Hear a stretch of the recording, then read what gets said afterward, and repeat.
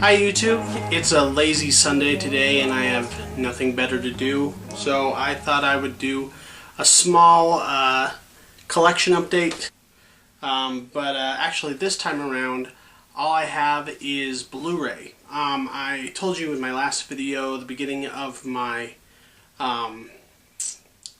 my whole damn collection series, that I didn't have a whole lot to show, and I still don't really. But I figured I'll just get these out of the way and talk about them, and hopefully for my next video, my next DVD update, there'll be more to talk about than what I have here. But it's a good little stack, and I have some good stuff in here that I am excited to talk about. But I got it for a good price, and it is the Jackie Brown Blu-ray. I have this in DVD already, and now I have it ready to trade in for something else, but I wanted to get this in Blu-ray, especially since I bought the Pulp Fiction Blu-ray, and really liked how that turned out, and really liked what the Lionsgate did with that re-release. It's as far as the special features go, it's more or less the same. They did add a few new ones though, like there's this big roundtable discussion. If you bought the Pulp Fiction Blu-ray, it has the same sort of thing with the same group of critics, hosted by Elvis Mitchell, of a bunch of critics talking about the release of Jackie Brown and what it meant to them at the time, and what Tarantino meant to people when this movie came out. Now, it's, in some ways, I won't say I like Jackie Brown more than Pulp Fiction, because I don't, but I do like things about it. More so than a lot of his other movies. There's a certain sense of subtlety in that movie that you don't really find in any of his other projects. There's a certain sense of craftsmanship and confidence in storytelling that you don't really find in some of his other movies. Not that he's, you know, crappy any other time, but it's a cool kind of Tarantino, a much more kind of laid-back, mellow Tarantino that you don't get to see, and I think it's one of his most underrated movies, and it probably rewards repeat viewings more than any of his other movies. And sort of at this point in his career, I'd like to see him going more in that direction as he's getting older, and I think you do get a little bit of that in Inglourious Basterds, but then you kind of get a lot of the, you know, total flip side of that, which is all the crazy history revisionist stuff, and there's ultra-violence, obviously, but yeah, it's Jackie Brown. Everyone's probably seen it, so I don't really know why I'm talking about it that much, but it's a good Blu-ray, and I recommend buying it if you haven't already. Another Blu-ray that I was excited to get and finally found, not an easy one to find actually unless you're ordering it online, is the extended cut of The New World, which was the only Terrence Malick movie I hadn't owned yet. I own all of his other movies, including Badlands, Criterions for Thin Red Line and Days of Heaven, as well as Tree of Life, which just came out. And this is probably his, I wouldn't say most underrated, but his most, his least appreciated film. I think he had a lot to follow up with Thin Red Line, and doing a story that so many people were familiar with, because it's essentially the story of Pocahontas, as done by Terrence Malick. People had different kind of expectations for it, because all they really knew was the Disney movie, which is probably more entertaining in its own way, because it's a musical and it's a kid's movie and whatever. And this movie's a Terrence Malick's movie, so it's, you know, it's really pastoral and lots of vistas of scenery and taking in nature, and, you know, it's a slow-moving, impressionistic art movie, like the type of movies he makes. And not a lot of people liked it when it came out, because they kind of marketed it as going to be a historical epic with a lot of war and battle scenes, and there isn't very much of that at all. It's a movie. It's very slow and takes its time, and it's, you know, like any other Terrence Malick movie. But it's beautiful, it's gorgeous, it's painterly, it's everything you've come to love him for, and I think a lot of those people, if they kind of stop and look back at this movie, would appreciate it more now, especially in context to something like Tree of Life.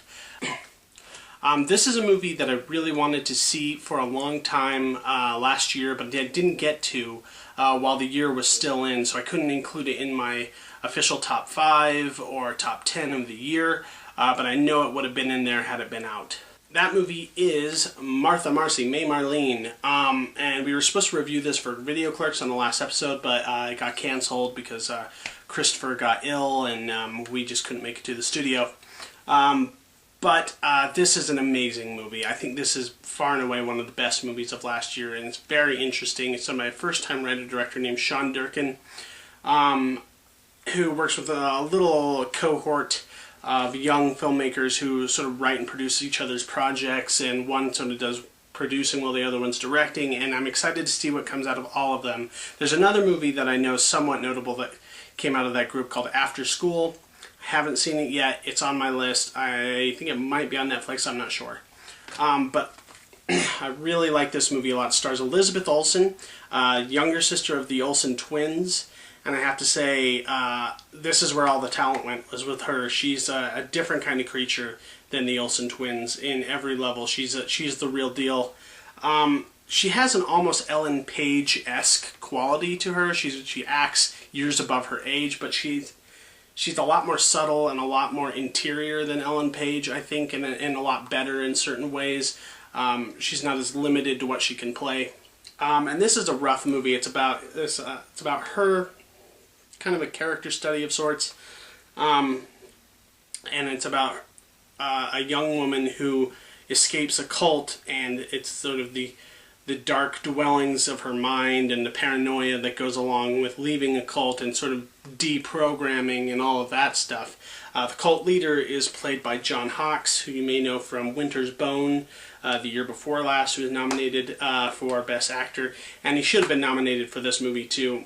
He's kind of doing his version, I think, of a sort of like a Charles Manson type figure and a Manson family leader. He even kind of looks like him to a certain extent, minus the beard. But you know, it kind of comes off as like a fun, free love kind of hippie commune at first. And then as the story goes and you're looking back in flashback, you realize that this place is a lot darker and scarier. And he's a much dangerous kind of leader than he lets on. But love this movie to death, highly recommended. Looks beautiful too, it's really well shot. Now the Oscars have just come out, just been aired on TV, and I think everyone knows that one of the big winners of the night was Martin Scorsese's Hugo, which I just bought on the Blu-ray DVD digital copy combo pack today from Fred Meyer. And I looked at a lot of special features on this right away, and I played a couple minutes off the movie. I've seen it before in theater when it was in 3D. This is a really interesting movie. I did a review for it on Video Clerks. I've talked about it a little bit on this channel, and it's a movie that I sort of wrestle with because I think there is some fundamental problems with it. Specifically, the movie's kind of broken in halves. You have this first half, which is like this almost childlike fantasy thing that's going on, and this mystery that's trying to be solved. And then once you solve the mystery, toward the middle of the movie kind of becomes something else altogether, which as a movie as a whole might be sort of a problem, but I actually like where the movie ended up going better than where it was starting. So it's such an interesting movie, and there's so many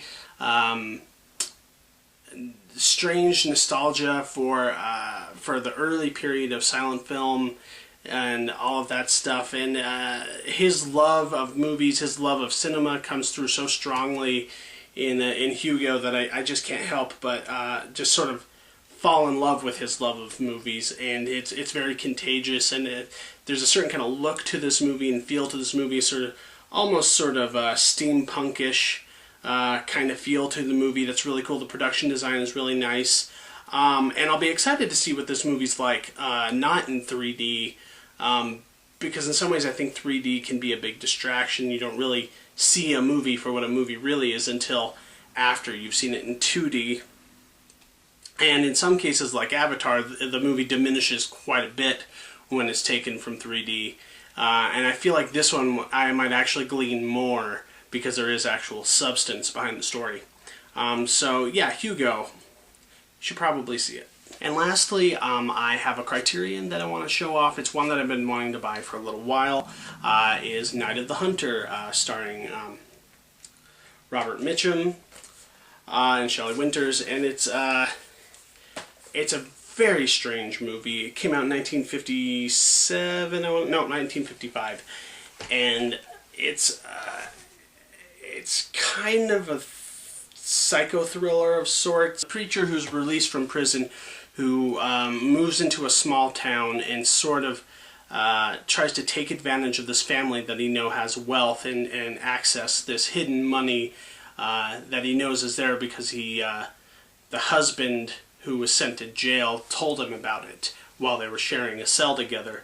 That's the simplest version of what the story is. Underneath there's layers and layers and layers and layers of subtext that has to do with religion and society and childhood, and there's this whole motif of fairy tales and kind of like a childlike nursery rhyme sort of campfire story sort of thing that's going on. It gets very surreal and almost hyper real in some places, and it's shot gorgeously, and it's one of the weirdest movies to maybe ever happen if you look at it in context of the time that it came out and the people who are in it and the person who directed it. I believe it's directed by Charles Laughton, who is an actor, and this might have been one of the only movies he ever did. He died shortly after. Okay, so that's my update for this video. Again, I'm sorry I don't have more to show, but I did get some stuff and I wanted to see what everyone thought about that. And all really good picks, all stuff I think should be in everybody's collection, if not at least rented or looked at. And if you're following me or a new subscriber, I'm doing pretty well for myself here. I think I have something like over 70, pretty close to 80 subscribers now, and I've only been on YouTube for a couple months, so that's pretty good. So I want to say thank you to all of my subscribers on this channel. Tell your friends about this channel. If there's a particular video by me that you like, share it on your Facebook page, or just let people know that I'm here. And I'm going to start doing contests on this channel. I work at a video store, so I have access to movie posters, and I have a buttload of movie posters I don't know what to do with.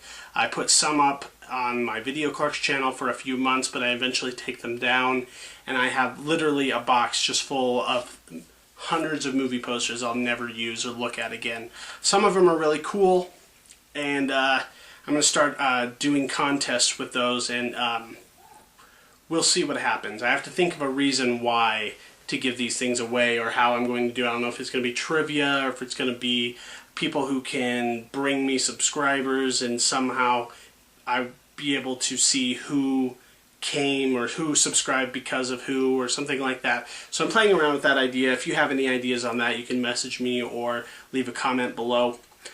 Also, I just want to give a shout out to a video series that I caught in the last couple days. It's called, the name of the series is called Jack in the Box. It has nothing to do with the restaurant or the fast food chain. It's a fun webisode series. I think there's 25 episodes by this actor guy in New York who kind of just chronicles the funny anecdotes that sort of happen to him at work, working in a theater box office. It has a lot to do with living in New York and being a theater major and trying to get parts and things like that. So it has sort of I'd say if you're a fan of shows like Party Down or The Office, has a kind of an office sort of feel, but less documentary-like. And it's usually 4 to 7 minute videos, and it's a great series. So I'm going to leave a link below so you can check that out. And if you dig that, I say you should definitely subscribe. So yeah, that's my episode today. Thank you.